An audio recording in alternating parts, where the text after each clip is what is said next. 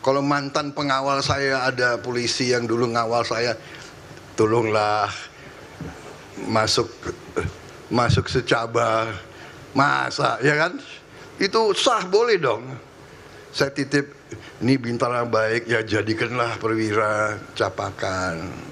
Ya dulu kita pernah punya istilah KKN nepotisme itu ya. Iya, Mirip-mirip lah, kolusi, nepotisme itu tahun-tahun saya kira berangkatnya di tahun 1998 ya, karena 98. waktu itu kan demonstrasi mahasiswa yang, tuntutannya kan memberantas KKN ya, korupsi, kolusi, dan nepotisme. Karena pada masa itu masyarakat saya kira sudah muak ya dengan, Soeharto pada waktu itu yang anaknya jadi menteri, lalu kemudian, kroni-kroni bisnisnya menjadi menteri, keluarga mendapat fasilitas dan konsesi gitu, sehingga Mhm. kemudian diangkat menjadi korupsi, kolusi, dan nepotisme. Itu Purbaya menurut saya, menjadi sangat-sangat pragmatis ya, melihat sangat sempit hanya soal, cukai ya, soal cukai sebagai penerimaan, tidak memperhitungkan dampak buruk dari rokok gitu ya. Rokok-rokok ya. Konsepnya itu kan yang punya uang yang jadi Mengatur. bukan demokrasi ini kan suara demo, suara rakyat. Heeh. Ini plutokrasi yang plutokrat yang punya uang yang kemudian yang mengatur semuanya gitu.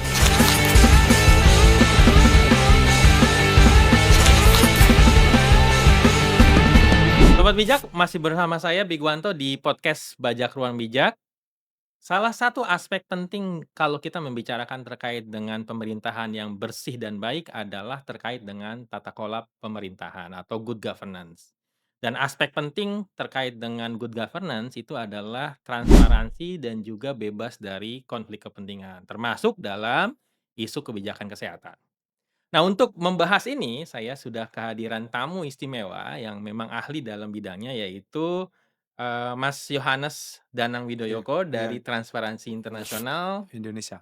Indonesia. Iya. Oke. Selamat siang, Mas Danang. Selamat siang. Panggilannya Mas Danang apa Danang Danang. Mas Danang ya?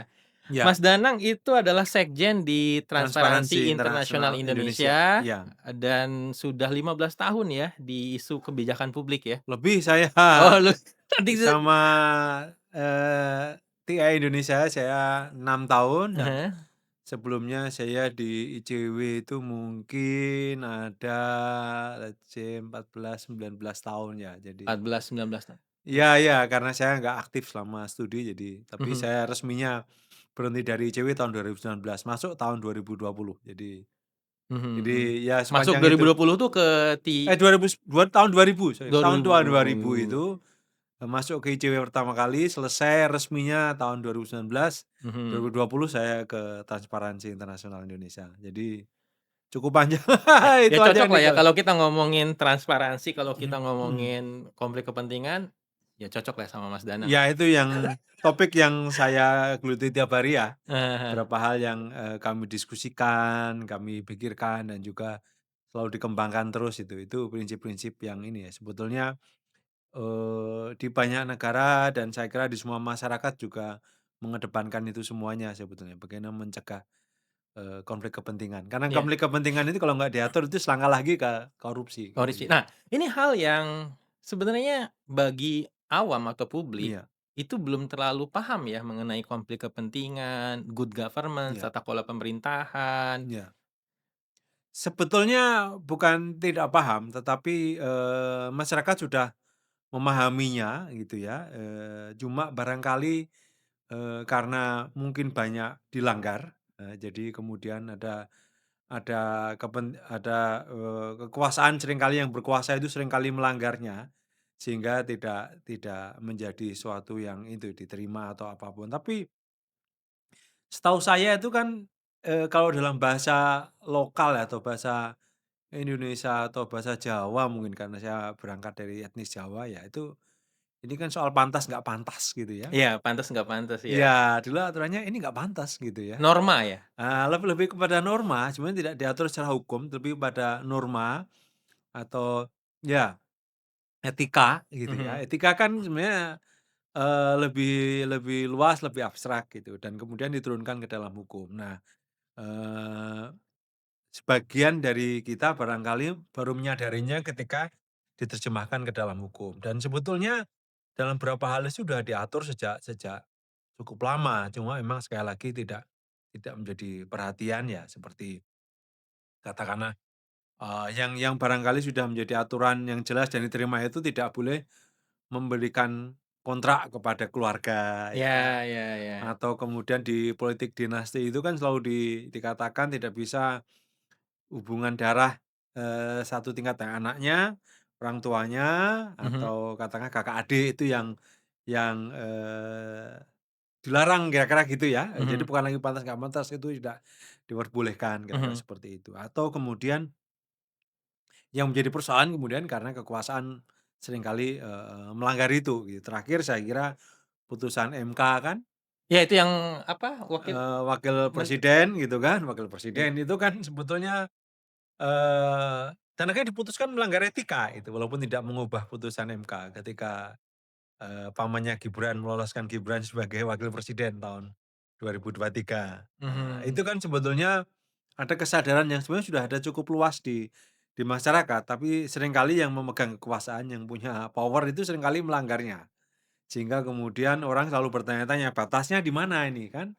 Ternyata kok ada contoh-contohnya bisa, mengapa itu nggak bisa? Kira-kira seperti itu ini Ya ya. dicontohkan lah ya sama pejabat-pejabat yang punya kekuasaan Ya, sehingga yang punya kayaknya kekuasaan. masyarakat tidak berdaya untuk, Ya ah sebetulnya masyarakat punya aturannya sendiri ya, punya norma ya, itu ada pantas nggak pantas gitu ya. mhm, Tetapi itu kan mungkin hanya bisa diberlakukan, artinya sanksi sosialnya itu cukup efektif di lingkungan masyarakat yang unit yang kecil ya. ya, Di satu komunitas atau katakanlah satu warga atau satu ini gitu. Itu ya, yang saya kira akan jadi atau katakanlah misalnya ambil contoh, Pak RT gitu kan punya gawe apa lalu kemudian memberikan, kontrak, bukan kontrak, memberikan tugas cateringnya yang ngurus Bu RT, kan jadi omongan, tidak pantas kira-kira gitu. mhm, mhm, Kan mhm, selalu ada muncul seperti itu, saya kira di masyarakat yang unit paling kecil sudah paham gitu ya. iya, Tetapi sekali lagi, seringkali kekuasaan tidak pernah memberikan contoh yang konsisten. iya, Justru selalu memunculkan pelanggaran-pelanggaran atau,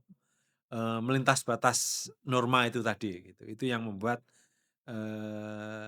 ya itu yang menurunkan standar kita kemudian sebagai masyarakat. padahal itu satu level di bawah korupsi ya tadi Mas Danang bilang? Iya, kalau itu dilanggar berikutnya ya tinggal nunggu waktu aja terjadinya korupsi gitu ya. Kan kan mulainya dari situ gitu kan. Dari situ Jadi ya? mulai dari situ, ketika konflik kepentingannya tidak diatur dengan tegas, lalu kemudian dari situ tentu ada benefit materialnya gitu. Iya, Nah, kalau sudah nyangkut benefit materialnya, ada hitung-hitungan kalkulasi finansial di situ kemudian korupsi akan muncul, iya, gitu ya. iya, Jadi konflik kepentingan itu semacam mencegah jangan sampai kemudian terjadi tindak pidana korupsi, gitu. iya, iya.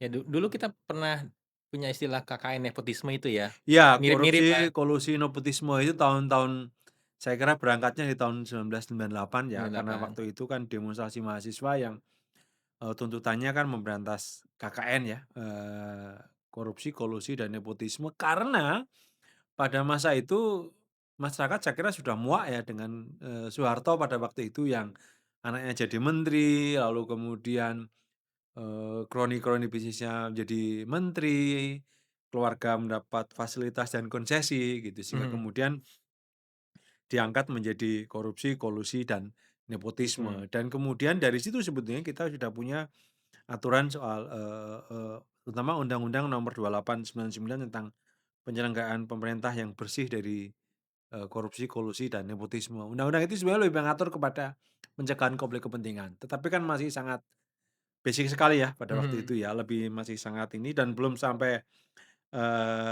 cukup detail sebetulnya mengatur beberapa ini. Yang hari-hari ini kan misalnya kita mendiskusikan norma baru yang perlu diadopsi itu kan misalnya, revolving door atau cooling off period gitu ya, iya, itu iya. kan itu Nanti kita akan bahas norma soal baru itu. itu ya. Betul, betul. Tapi pada masa itu belum belum muncul konsep-konsep itu, tetapi ada, concern bersama, ada keprihatinan, korupsi, kolusi, dan nepotisme, dan terutama, nepotisme dan kolusi itu yang kemudian diselesaikan dengan mengatur, melalui pembenahan tata kelola atau kemudian mengatur mencegah konflik Konflik kepentingannya. kepentingan. Iya.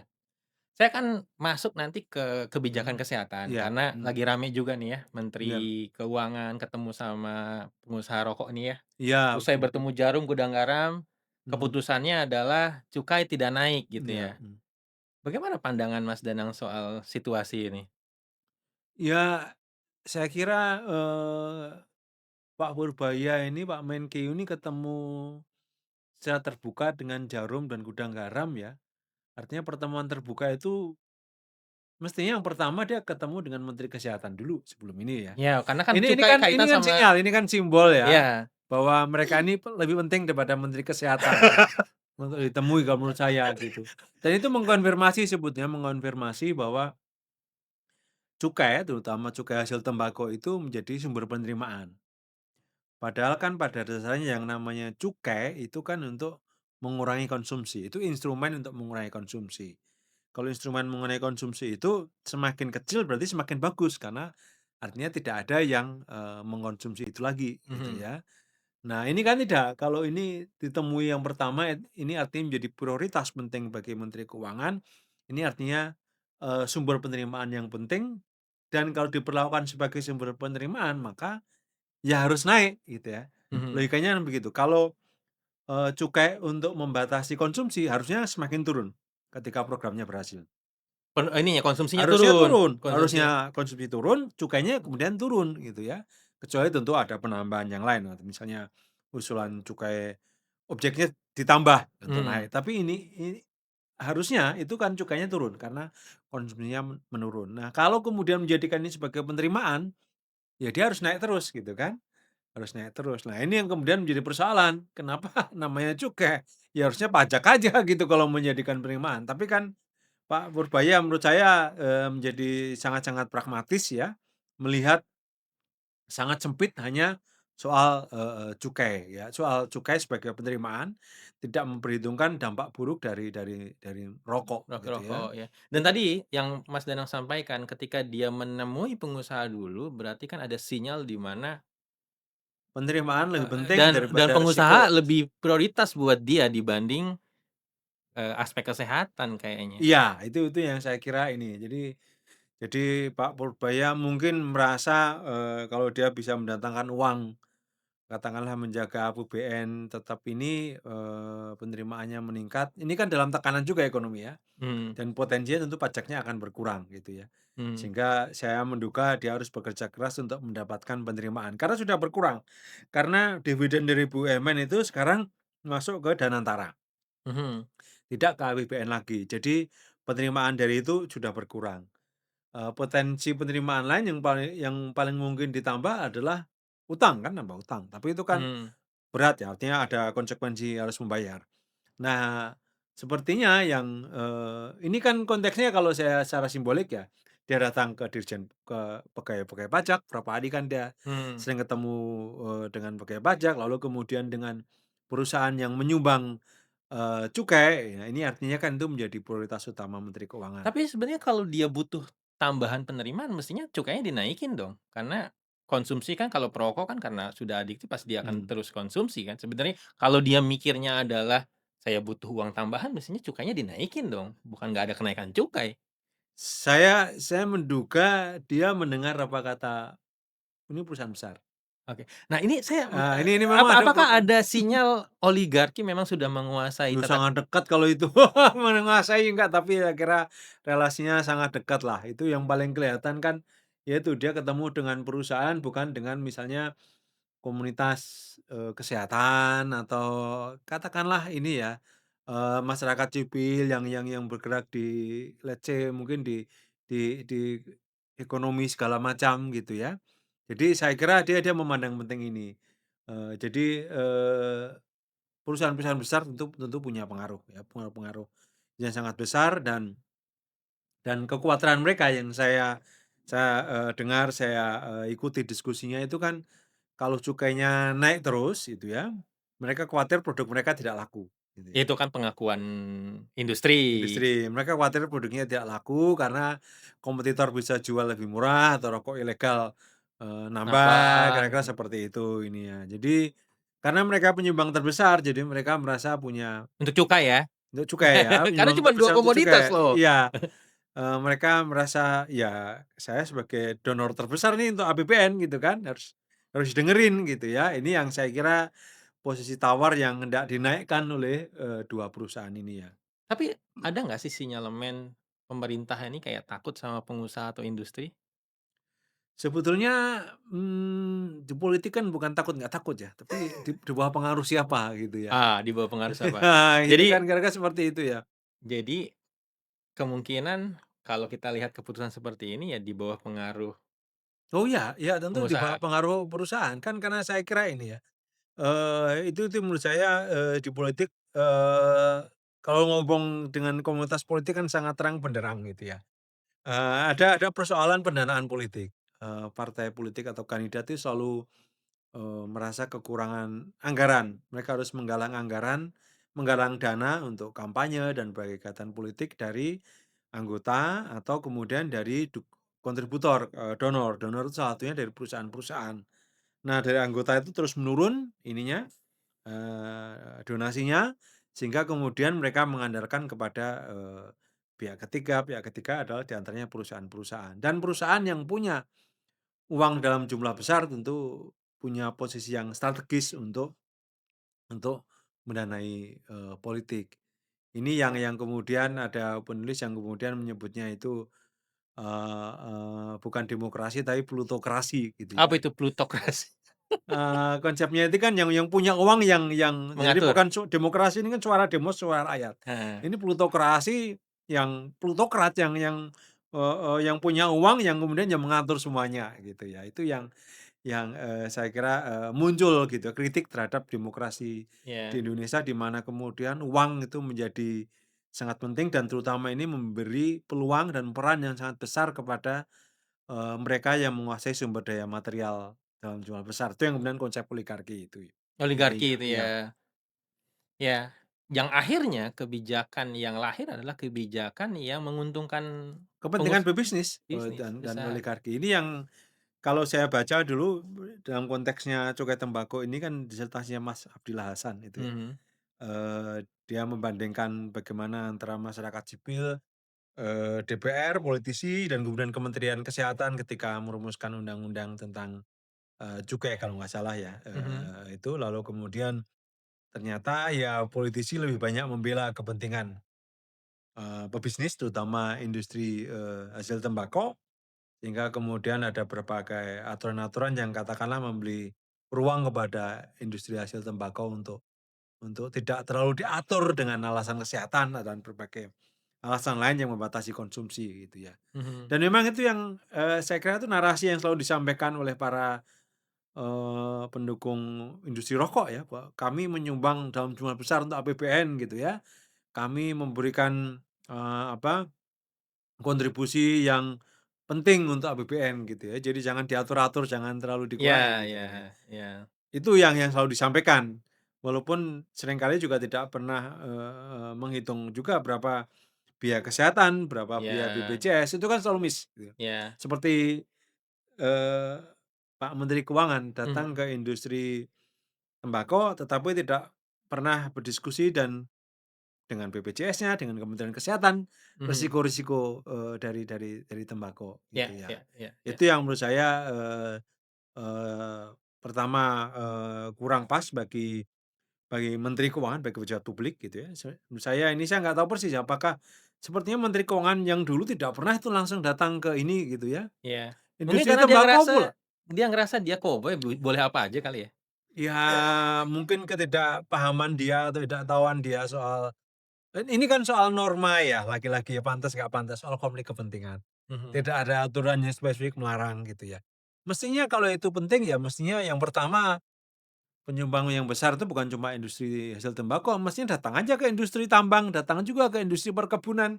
Yang real ada tenaga kerja yang di sana, real ada pajak yang sumbang dalam jumlah besar gitu ya, tapi dia tidak datang itu. Ini artinya kan, industri hasil tembakau nih Punya punya pengaruh, privilege ini. punya privilege. Langsung ketemu Menteri Keuangan gitu Saya ya. akan nyambung soal privilege itu karena ada Iya, korelasi dengan tadi yang Mas Danang sampaikan, revolving door atau cooling period cooling ya, off ya. cooling off period. Nanti saya akan ke sana. Cuman kalau kita bicara mengenai konflik kepentingan, eee, rasanya kita nggak ada habis-habisnya ya ngebahas pejabat-pejabat yang punya kasus, di media sosial. Saya punya beberapa Mmm, nih, masih ingat nggak Mas Danang soal, dulu iya, zamannya Jokowi punya staf khusus yang muda-muda? milenial, iya waktu pandemi itu sempat Iya, sempet bahkan ada 2 pernah kasus, mmm, dan akhirnya mundur gitu iya ya. Ada yang, apa namanya ini ya, Belva iya Devara, akhirnya mundur karena dia mempromosikan Ruang Guru gitu ya, iya, which is perusahaan perusahaan punya miliknya dia dia, iya, gitu kan. Apa namanya, juga ada satu lagi, apa namanya, terkait Andri dengan Tani konflik kepentingan.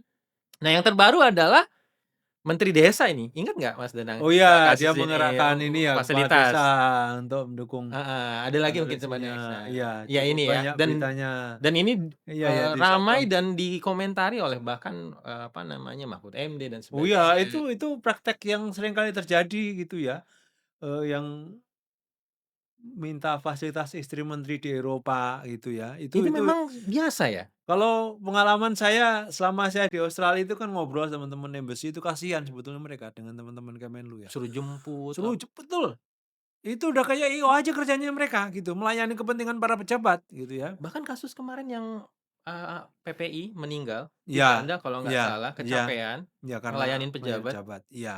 Itu sering. Jadi dengan saya kasihan teman-teman di Kemenlu itu kan rata-rata mereka educated ya, rata-rata sekolahnya tinggi-tinggi lah, minimal Mhm, masternya pun rata banyak di luar negeri bahasa Inggris.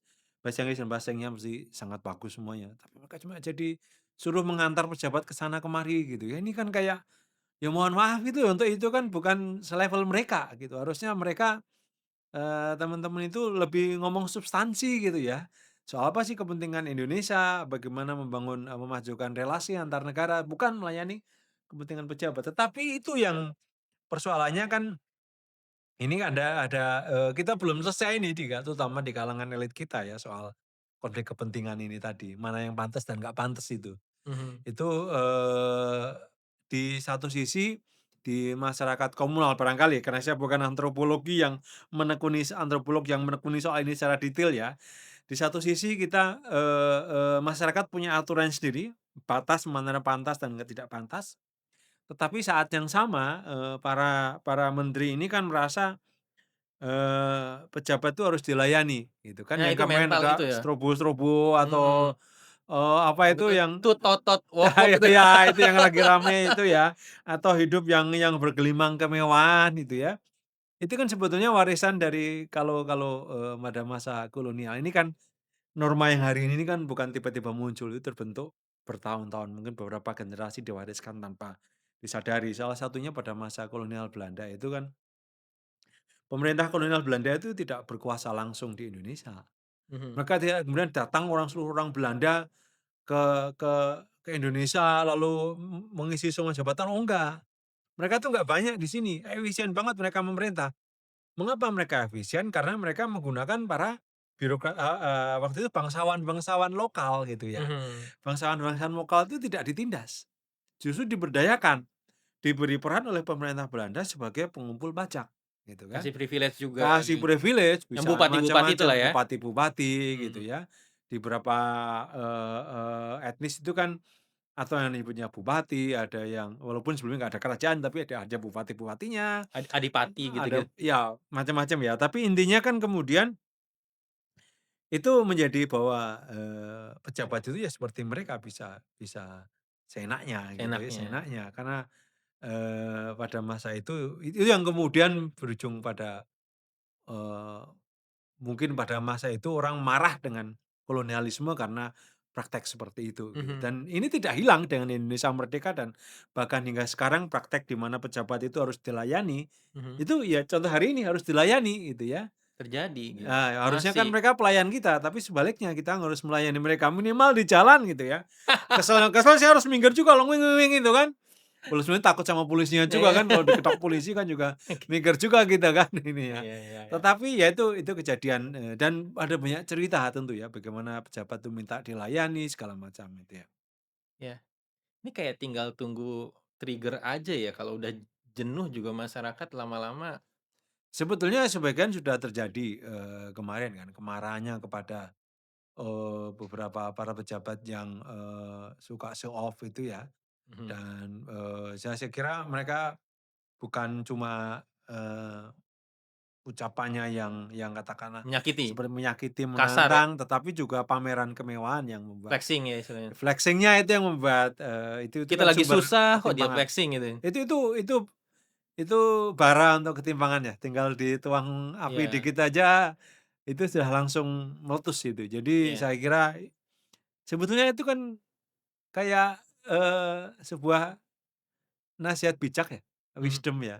Ya, bajak Janganlah ruang bijak ya? ya maksudnya gitu ya, jangan jangan pamerkan ketika jangan Iya. pamer ya ketika tetangga kita atau saudara-saudara kita, lebih, situasinya lagi berat. Kan itu mereka agak, kurang tahu diri ya atau saya nggak ngerti persis ini ngomongnya di personal, tetapi memang, wisdom itu yang kemudian tidak tidak, disadari gitu dan tidak sadari pentingnya sebagai sebuah nilai. Mhm, Akibatnya itu menjadi sumber kemarahan. Marah mereka yang menjadi sasaran kira-kira seperti itu, gitu. mhm, mhm, Itu mhm. yang membuat, makanya kemudian kita harus hidup sederhana. Itu kan sebetulnya hidup sederhana bukan bukan sekedar himbauan, bukan sekedar himbauan yang sifatnya religius atau sekedar sopan santun, tapi itu kan maknanya dalam bahwa kalau hidup sederhana gitu, tidak minta dilayani, nggak perlu lagi kita ngomong soal konflik kepentingan karena itu sudah jelas ya. Iya. Orang tidak minta sesuatu karena itu sudah secukupnya ada di situ gitu. Mhm. Itu yang saya kira batas-batas itu yang seringkali dilanggar oleh oleh, perilaku elit kita yang seringkali lupa atau karena tidak sadar atau barangkali tidak mau tahu bahwa mereka sudah melanggar batas. Iya, iya. Oke, soal soal saya balik lagi ke Mmm, efektivitas dalam menghasilkan kebijakan publik dan tadi istilah revolving door atau cooling off period, period. iya, Mungkin heeh. Mas Danang bisa cerita, apa sih ini, prinsip apa sih sebenarnya kalau kita bicara Iya, revolving door itu kan kayak keluar masuk itu, saya kira, agak susah menggambarkannya, tapi kira-kira ini kan yang pintu yang berputar itu ya keluar masuk. heeh, Ini fenomena yang perlu diatur karena memang di dalam birokrasi modern itu sekarang ini, birokrasi tidak tidak tidak otomatis tidak selalu dari karir kan. Orang dari luar bisa masuk ke pemerintah gitu mhm, ya. Bahkan pemerintah kita juga sudah membuat skema-skema untuk ini. Jadi dulu ada skema kayak lelang jabatan gitu ya, mhm, atau kemudian sekarang untuk level yang lelang jabatan itu kan jabatan strategis ya. Untuk yang tugas yang di bawah ada P3K, program pegawai pemerintah dengan perjanjian kerja gitu ya. Artinya mereka yang di luar pemerintahan, swasta, itu bisa masuk ke posisi di dalam pemerintahan sepanjang memenuhi syarat dan, mampu melewati ini ya, ujian kualifikasinya ya. Makanya disebutnya, Presiden Jokowi nyebutnya dulu waktu dia masih gubernur gitu ya, nyebut lelang jabatan, artinya itu kompetisi terbuka gitu. mhm. Jadi orang di luar bisa masuk ke dalam birokrasi dan itu mengubah birokrasi kita. Karena sebelumnya birokrasi itu harus dari karir. Iya, Untuk jadi pejabat katakanlah, dirjen itu harus dari PNS yang paling bawah merangkak gitu. Kalau mhm, sekarang kan enggak gitu. Jadi itu yang kemudian membuat, itu fenomena baru di dalam birokrasi, sehingga kemudian orang dari luar bisa masuk menjadi menduduki jabatan strategis dan kemudian juga bisa keluar lagi, lalu juga bisa masuk lagi gitu. Itu yang saya kira perlu diatur gitu ya. Artinya ketika dia, dari luar kemudian dia masuk jadi jabatan strategis, jabatan sektor publik, dia harus mendeklarasikan atau katakanlah dia tidak memiliki konflik kepentingan mhm. dengan industri atau kepentingan kelompok yang dia berada dulu sebelumnya gitu Iya, ya. iya, Misalnya orang yang katakanlah hari ini, misalnya menjadi, manajer di industri tembakau, besok kemudian jadi dirjen, daftar dirjen di Kementerian Kesehatan atau Kementerian Perindustrian, itu kan bisa. iya, iya, Nah, itu kan sekarang dimungkinkan itu dengan mhm, mekanisme, kompetisi terbuka untuk mendapatkan posisi-posisi strategis. mhm, Itu kira-kira konsep mengapa harus, keluar masuk itu harus diatur. Demikian juga ketika seseorang hari ini selesai dari jabatannya, mhm. kemudian, besoknya kadang-kadang nggak nyampe sehari setelah dia pensiun, dia jadi komisaris di perusahaan apa, di ini Iya, gitu. iya, Padahal sebelum dia pensiun, dia udah membuat aturan buat yang aturan, perusahaan yang dia akan jadi komisaris itu akan mendapatkan banyak privilege gitu ya. privilege dan Saya benefit ada ya. kasus itu, nah ini ya, ini Iya, juga sering terjadi mmm, di, terkait dengan, mmm, penggunaan tembakau ya. iya, Misalnya ini ya, ada mantan, Dirjen Bea Cukai Oke, dulu ya, iya Permana Agung, Permana Agung dari Jatun ya. Setelah dia pensiun, mhm, dia jadi komisaris di Sampurna. Sampurna. Dan itu nggak pakai waktu lama. Dan ini bukan, 1 aja, Mas Danang. Oh, Saya ada saya catat ada beberapa. beberapa. Misalnya ya, selain Permana Agung, dulu ada juga Edi Abdurrahman, mantan Mhm, Dirjen Bea Cukai juga. mhm, Setelah dia pensiun, dia jadi komisioner di Bentul, mmm, perusahaan milik, British American mhm, Tobacco. Lalu ada yang namanya Hanafi Usman, dulu direktur audit di Dirjen Bea Cukai. iya, Setelah dia pensiun jadi komite audit Sampurna. iya, iya. Ini gimana sih kita memaknai karena memang kayaknya nggak ada aturannya ya? Ya itu tadi, ya ini lebih ke kalau ini ke calling off ya Mas Saida. Masa itu Harusnya ketika dia udah selesai gitu ya, dia harus sekian tahun baru katakanlah ini karena industri yang diatur sebelumnya kan cukai, betul. Misalnya dia cukai. dulunya adalah direktur audit, sekarang jadi, komite audit di Dia perusahaan yang dulu dia atur dia gitu kan. iya iya ini menjadi konflik kepentingan sangat besar sekali gitu. Minimal dia pasti kenal semua bawahannya yang ada di Dan dia bisa kantornya yang lama, mempengaruhi. bisa mempengaruhi sangat bisa. Oleh karena itu kemudian harus ada masa jeda kapan dia diizinkan masuk ke industri ini. Mhm. Dia boleh jadi komisaris, tapi jangan di perusahaan yang diatur gitu ya.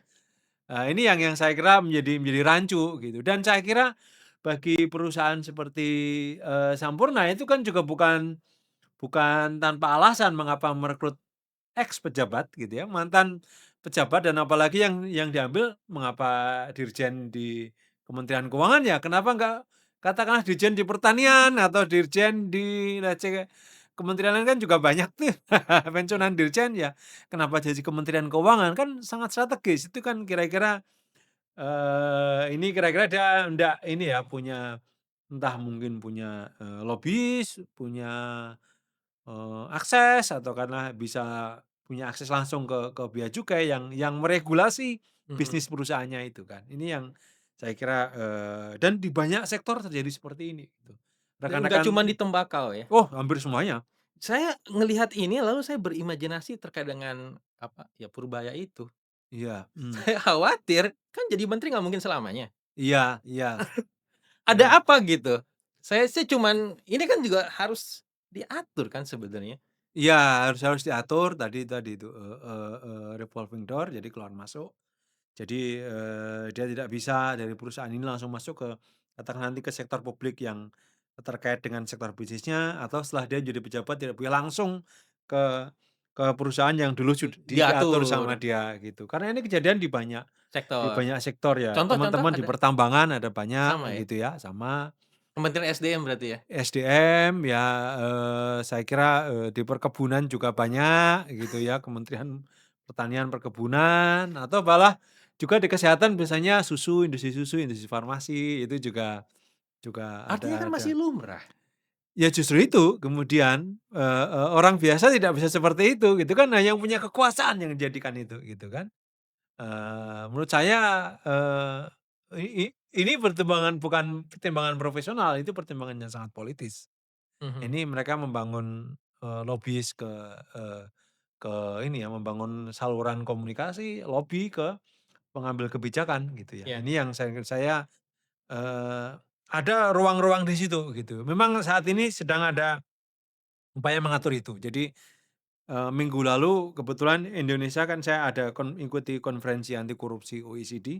Mhm. Jadi Indonesia itu, lagi mendaftar, jadi assessment lah, lagi assessment.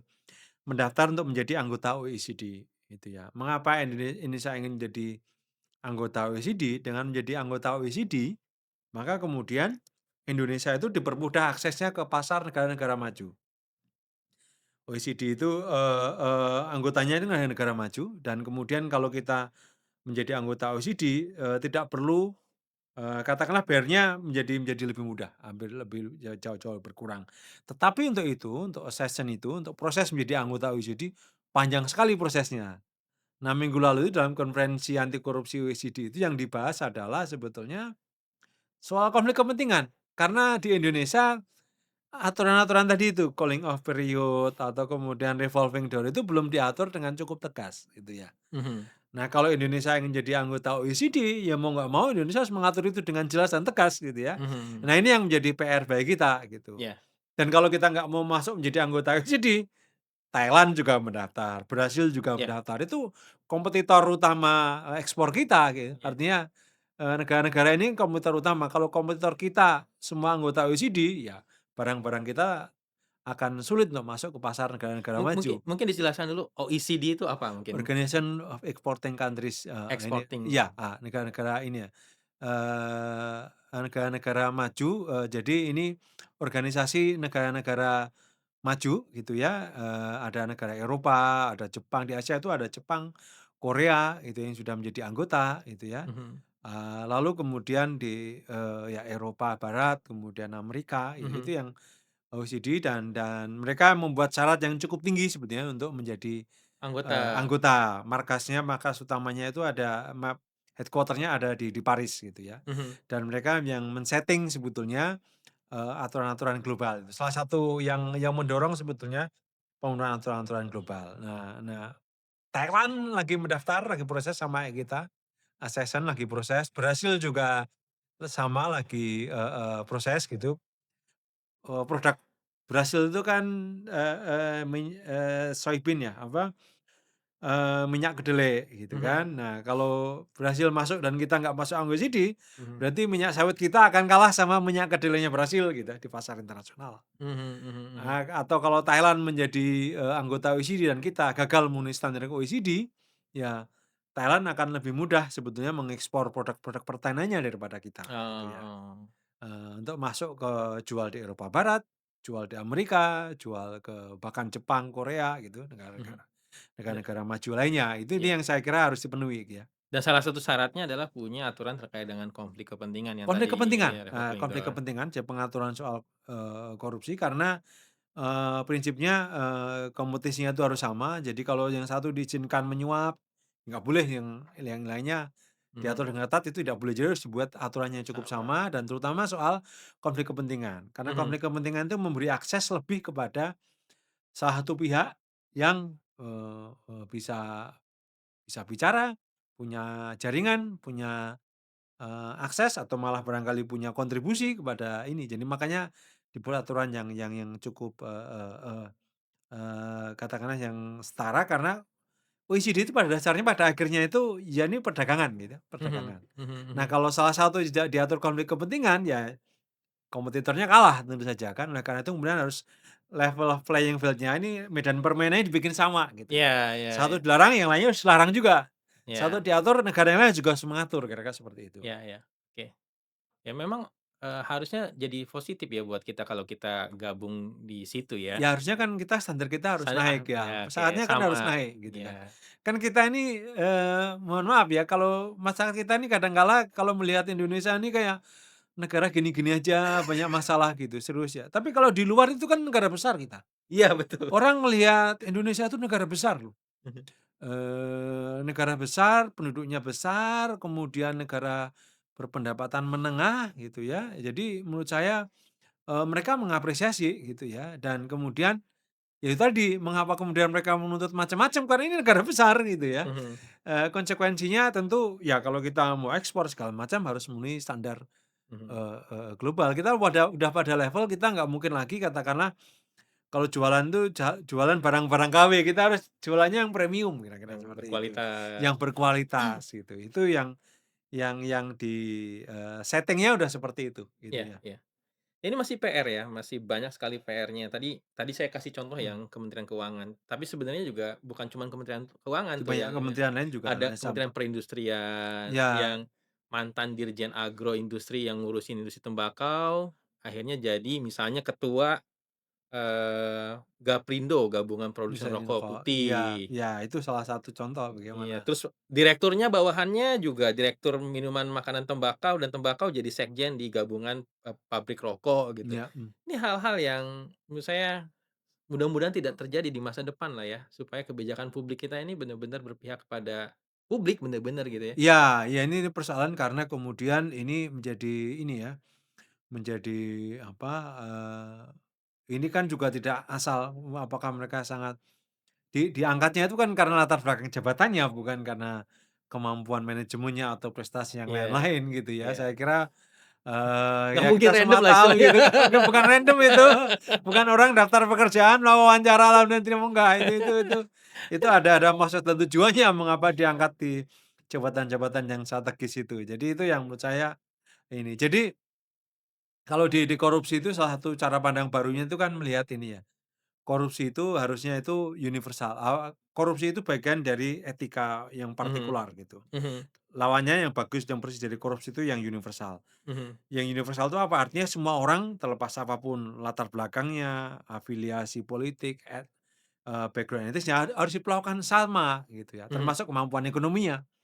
Nah yang korupsi itu etika yang partikular. Mereka yang punya uang, mereka yang punya akses, mereka yang punya jaringan, mereka yang ordal, difasilitasi. Nah, itu yang kira-kira bagian dari praktek korupsi, gitu. Itu yang iya, menurut saya makanya konflik kepentingan kira seperti itu. Ini kan seperti tadi ordal semua itu. iya, nggak Dipilih karena ordal gitu kan, orang dalam yang iya, bisa ngomong dan ke nggak heran akhirnya kementerian. kesenjangan begitu jauh ya, Ya karena akhirnya dampak berikutnya kan kemudian karena tidak semua orang punya akses yang sama, akhirnya akan memunculkan ketimpangan gitu ya. Itu mhm, atau kemudian dalam konteks industri tembakau, mengapa kemudian kebijakannya justru cenderung atau pro kepada, industri bukan kepada kepentingan publik terutama kesehatan gitu mhm, ya. mhm, oke. Mas Danang, terakhir, ini Mhm, kan kita dari tadi ngomongin masalah ya, mmm, kira-kira peran apa yang bisa kita lakukan? Ya katakanlah misalnya masyarakat sipil, mhm. media, supaya misalnya kejadian-kejadian serupa itu tidak terjadi, supaya kita benar-benar bebas dari konflik kepentingan. Menurut saya begini, jadi, me karena saya berangkat dari pemberantasan korupsi ya, memberantas korupsi itu bukan dengan sekedar menegakkan norma, bukan sekedar menegakkan aturan atau katakanlah, bukan cuma hal seruan moral gitu. Memberantas korupsi itu pada akhirnya meminta pertanggungjawaban yang punya kekuasaan gitu kan. Mhm, Kalau dihukum pertanggungjawabannya diadili kalau melawan mhm, korupsi mhm, gitu kan. Nah, bagi masyarakat ya kita minta pertanggungjawaban mereka gitu. Kok bisa Anda masuk ke industri lalu kemudian dengan latar belakang itu, bagaimana industri bisa merekrut mantan pejabat, itu harus terus-menerus dipersoalkan, dipertanyakan gitu.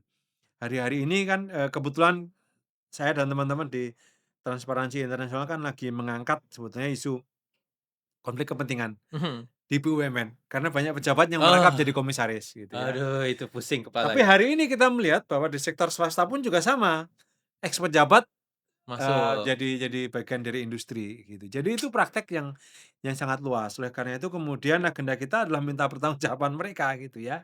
Tentu tahapan yang berikutnya adalah membuat aturan segala macam. Tapi yang satu hal yang menurut saya penting ke depan, yuk kita publikasikan siapa-siapa saja mereka yang sudah tadi keluar masuk apa, Iya, yang tiba-tiba jadi, bekas dirjen jadi komisaris di iya. mana gitu ya. Nama-namanya disebut ya, tadi Iya sudah saya sebut. harus Saya disebut dan agak takut-takut dipublikasikan juga rutin, sebenarnya. ya. Menurut saya, ya nanti kita diskusi sama teman-teman LBH ya atau PBHI ya, saya kira mereka bisa bantu kita soal risiko-risiko hukumnya, tetapi bahwa tugas masyarakat sipil adalah minta pertanggungjawaban mereka, jadi makanya kemudian itu yang harus kita desakan terus. Nah kalau kita bisa publikasikan terus ini praktek konflik kepentingan itu kan menjadi contoh masalah, jadi masalah real yang harus diatur gitu ya menurut Mhm, saya. Ini kadang kala kita nggak sadar gitu ya bahwa ternyata, oh masalahnya seluas ini karena ternyata di, industri tembakau, di perkebunan, di mana pun ternyata problemnya juga sama gitu ya. mhm, Dan ternyata ini harus harus diatur dengan tegas gitu ya. Jadi menurut saya kita harus, mulai secara kritis mencermati itu dan kemudian menyampaikan informasinya kepada publik melalui media massa, melalui media sosial agar orang membicarakan. iya, Sehingga kemudian batas antara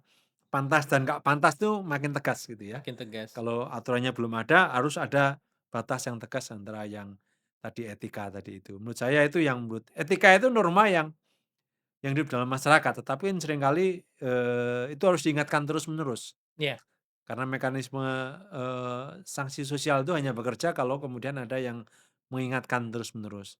Atau dalam bahasa saya, yang meminta akuntabilitas, mhm, nagih akuntabilitas mereka ini. Ini menurut saya yang tugas kita lah, tugas masyarakat sipil untuk terus mengingatkan itu. oke. Baik, Terima kasih banyak Mas Mhm. Danang atas, sharing-sharing-nya, obrolannya. Ini penting ya buat kita semua, kalau kita mau, meratakan Mhm. kesejahteraan, isu mengenai konflik kepentingan ini mesti harus diselesaikan. Transparansi juga harus terjadi dan pada akhirnya kita berharap, adanya, good governance ya, Iya, tata kelola pemerintahan baik. Baik, terima kasih banyak Mas Danang, teman-teman, sobat bijak, itulah tadi obrolan kita bersama dengan Mas Danang dari Transparansi Internasional Indonesia.